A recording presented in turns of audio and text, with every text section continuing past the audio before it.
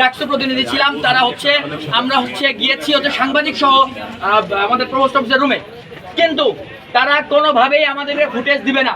তারা আমাদেরকে বলছে যে তোমরা যা ইচ্ছা করে নিতে পারো, বা আমাদের কিছু করে আমরা ফুটেজ দিব না।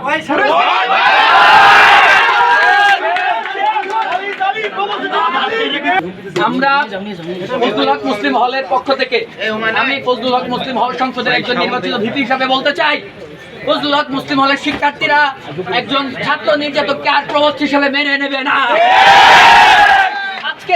এখন থেকে এই মুহূর্ত থেকে প্রভোস্টের সকল দায়িত্ব থেকে ফজলুল হক মুসলিম হলের শিক্ষার্থীরা তাকে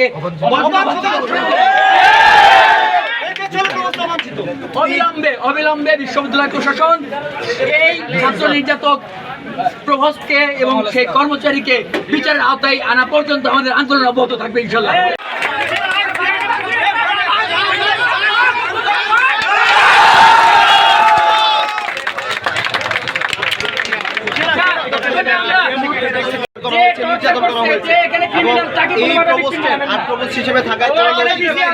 আজকে যখন আমরা তার কাছে যে সিসিটিভি ফুটেজ চেয়েছি এবং বলেন এবং জিএস সহ নির্বাচিত প্রতিনিধিরা তখন তার কাছে ফুটেজ চেয়েছি